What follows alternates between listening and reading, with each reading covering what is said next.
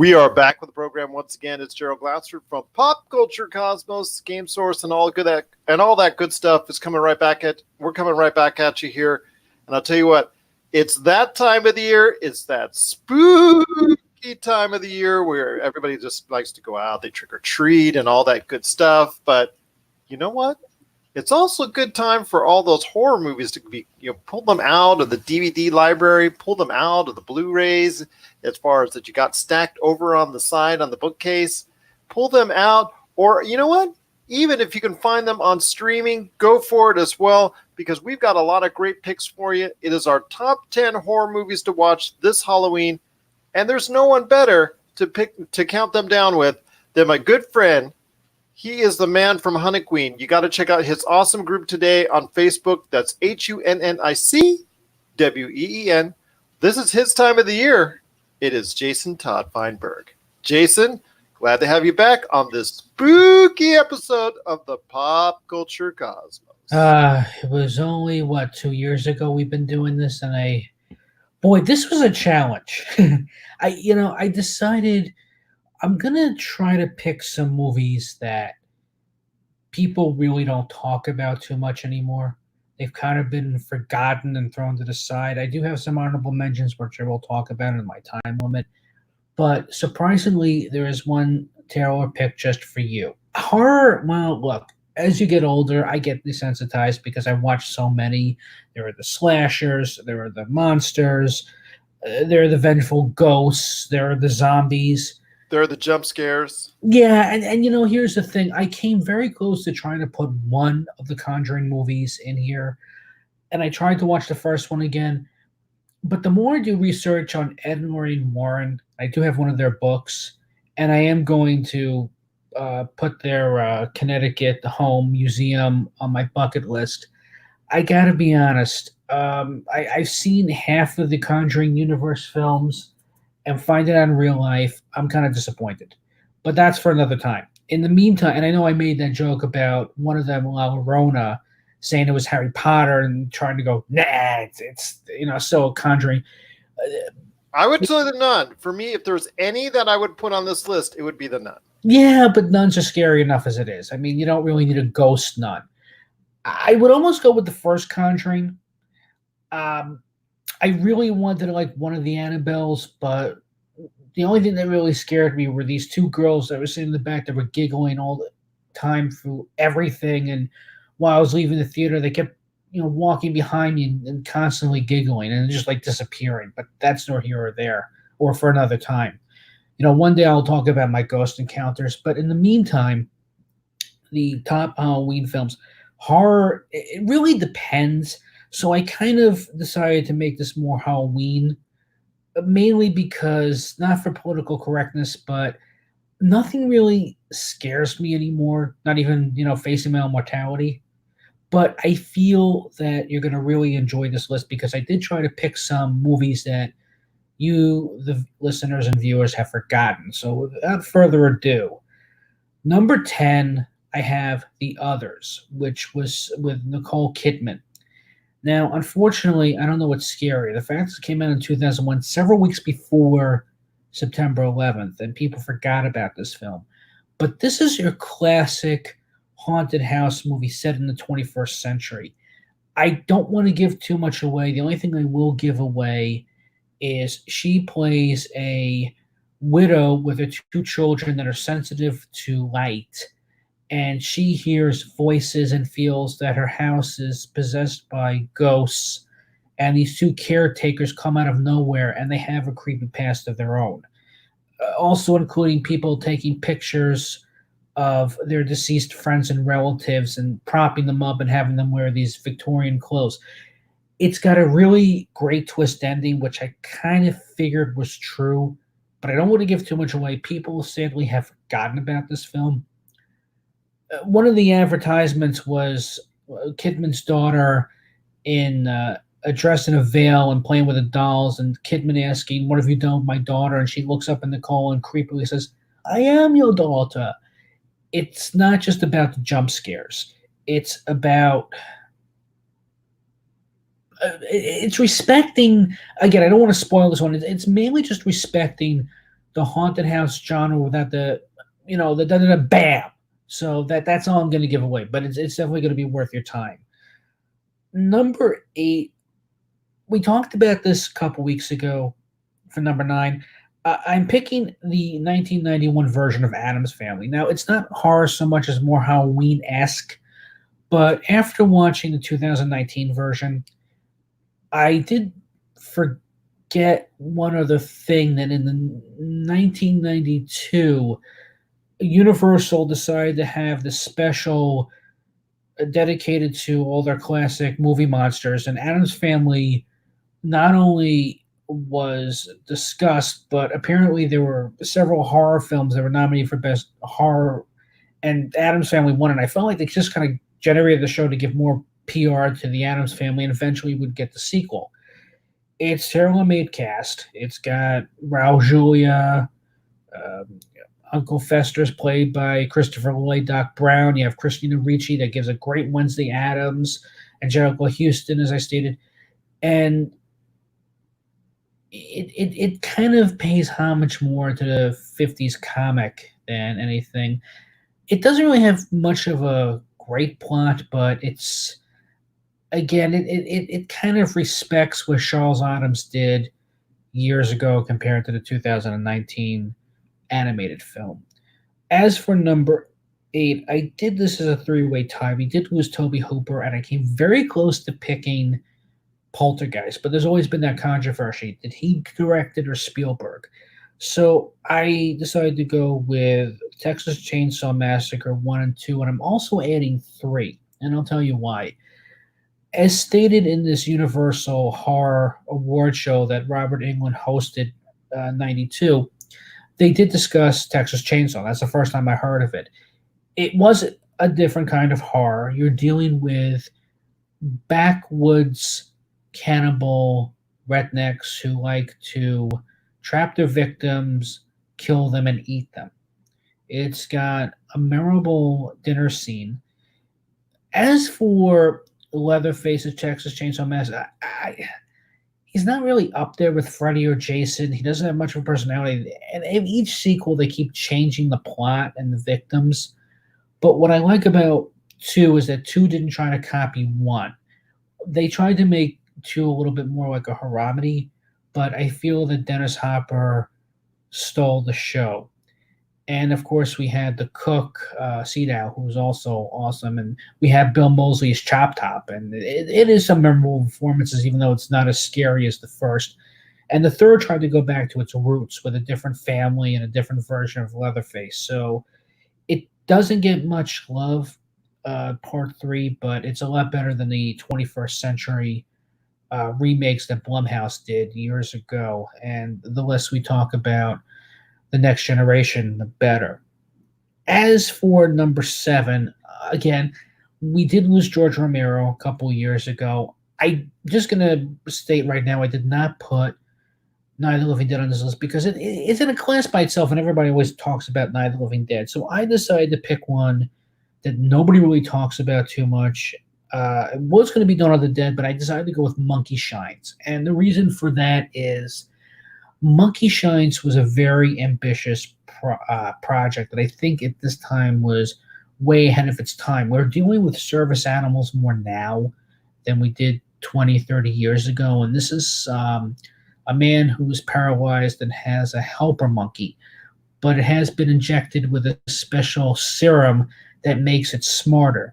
Now, today, anybody can cookie cut that plot, but it's something about this paralyzed man dealing with now a highly intelligent monkey and an overbearing mother and a jump scare that, again, not going to spoil it, it's in the last 5 to 10 minutes of the film.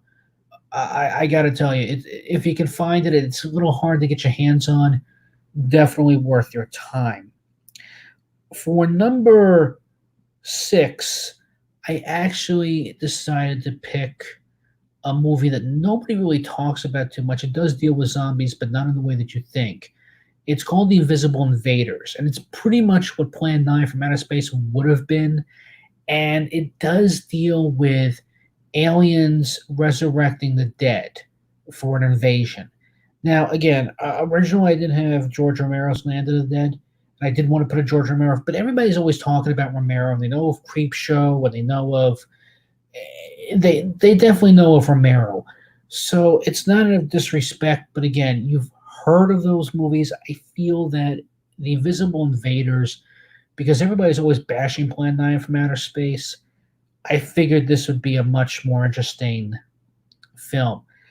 The five originally was going to be Coraline, but I had forgotten about another film that actually was even more disturbing. It was called The Day the Earth Caught Fire, and it is about the U.S. Army as well as the British government. They were launching missiles to test new weapons, a new type of missile, and unfortunately, it throws the Earth out of its axis, and we're actually moving closer to the sun. Now, if you ever watch a Twilight Zone episode, The Midnight Sun, there is an episode where the Earth is spinning towards the sun, but then in the twist, it's actually going away from the sun. This movie, I don't think was influenced, but it was around during the time. It doesn't have a twist ending, but more of a cliffhanger as mankind is trying to fix shooting the missiles again and setting things right. And there's a you can call him protagonist or antagonist. It's really hard about this reporter, but he's the main narrator, and it I can't give away the ending because it's one of those thinking endings where you're going to see two headlines, and one is going to say Earth doomed or Earth saved, and it's one of those thinking of how we're evolving weapons and how weapons of mass destruction will destroy the Earth, and it won't just be World War III. It'll be just testing weapons. Found it interesting. It definitely it's out there. It was made in the '60s. It is black and white, but I think you'd definitely enjoy it. And it doesn't take up too much of your time. It's under 80 minutes, so it's really not that bad at all. For number four, I was going to put in Hocus Pocus because it's shoved in everybody's grill on Halloween nowadays, especially since I think last year was the 25th anniversary. I do love Bette Midler, Sarah Jessica Parker, and Kathy and Jimmy. I think they're the best parts of being the witches. It's not a bad story, but it came out in July for a Halloween film, which is bizarre. Well, Disney Plus has already geared up for another one that is going to be on the way. Probably what, maybe a year or two. Yeah, and it's original cast, but I don't know what else they could really do. So it's not a bad film, but again, you know of it because it's shoved in everybody's faces now. So for number four, I decided to pick. As you know, Scary Stories Tell in the Dark came out this summer, but there is a documentary you can find on Amazon, which does discuss the history of the books by Alvin Schwartz, who decided to collect urban legends and folklore and team up with artist Stephen Gamel and give us some of the classic Scary Stories Tell in the Dark trilogy. It's an interesting documentary. However, a good percentage deals with parents in the Midwest wanting to ban these books because not only were the images disturbing, but there was cannibalism that were discussed in these books, and demons coming out of nowhere, and people being chopped up. I can kind of understand that these overbearing parents, but it's really not one of the worst books I ever had. And there was controversy about how the images had to be changed, and fans wanted them changed back. Also, we did lose Alvin Schwartz, and there's a small segment where they do interview his son, and his son regrets that as his father was dying, that Alvin Schwartz's son, I forget his name, but they had a disagreement, and unfortunately, Alvin Schwartz's son never got to tell that he loved his father before his father died, and they left, on a very bitter note. It's definitely worth your time to watch this documentary. I can't really recommend the Scary Stories movie that came out. It's good. It is produced by Guillermo del Toro, but he didn't direct it, and the pacing is a little off. So I would really recommend this documentary more than anything. Number three, I'm actually going to go to our good friends in South Korea because they seem to know horror very well. And while we got Godzilla films in Japan, and we kind of got this Americanized version of Godzilla not once but twice with Cloverfield and uh, well, the 1998 version of Godzilla.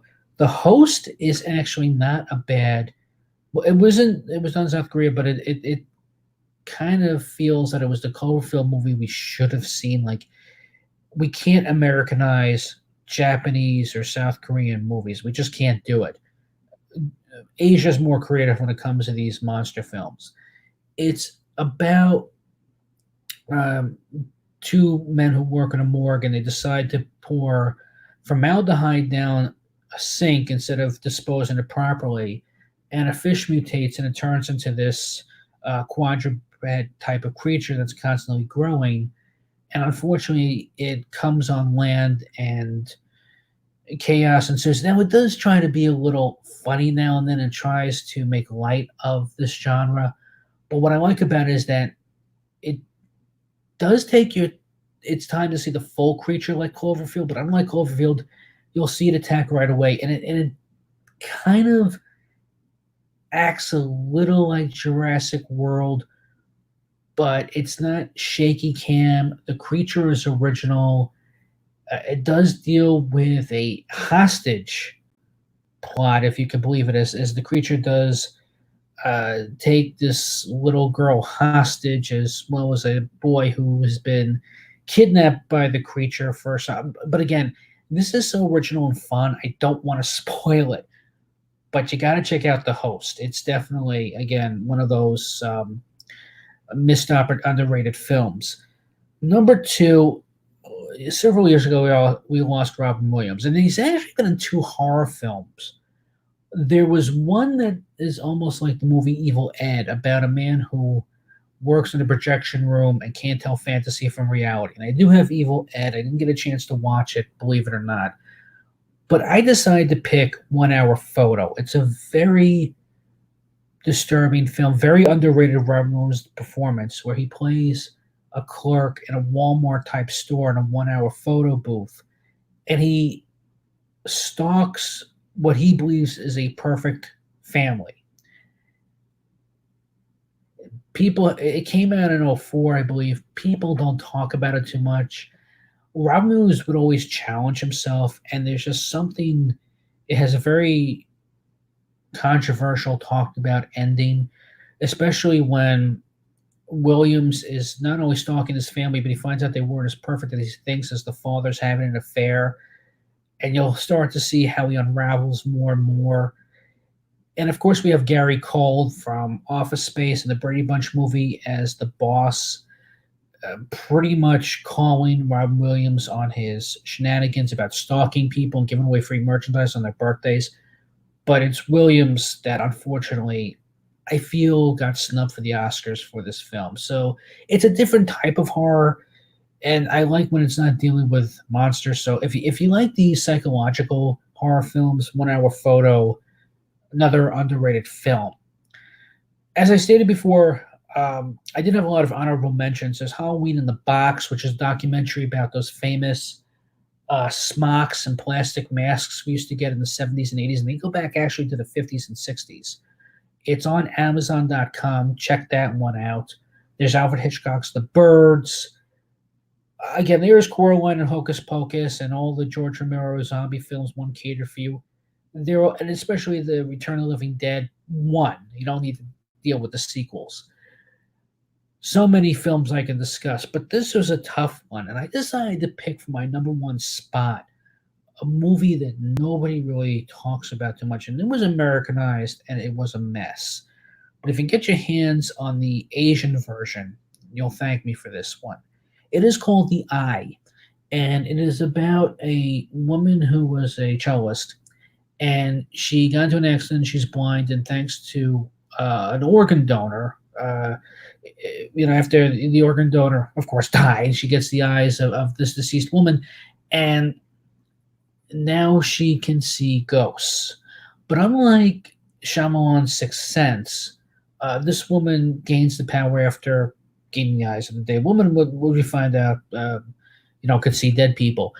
But the thing is, is that there are two very disturbing scenes. The pacing's a little off, but it's very hard to find this movie. You may have to get it off of eBay.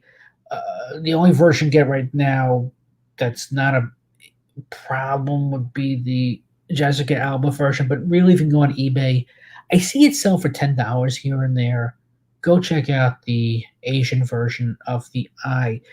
And if you don't believe me, you can always YouTube The Eye elevator scene. And I know there are a lot of these ghost elevator scenes that are on YouTube. I feel that The Eye originated it, and the boy who's looking for his report card.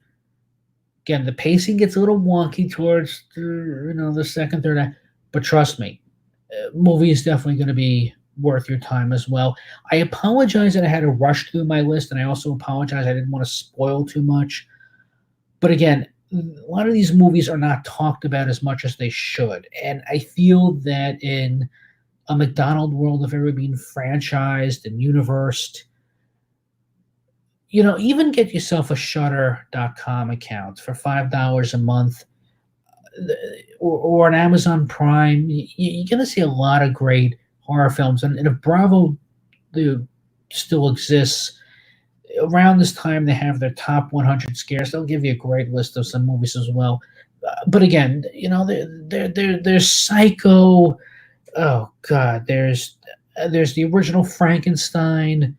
There's the challenging. There are parts of Ghost Story. Not too fond of Vault of Horror, Tales from the Crypt, the British version. I like the TV show better. There's Tales from the Crypt, Demon Night. There's the Halloween series, there's Nightmare on Elm Street series. You get the idea. And that's why I feel that Halloween, for me, I can only really enjoy these films in the fall, early winter. But again, there is going to be one catered to you. So again, Gerald, thank you so much.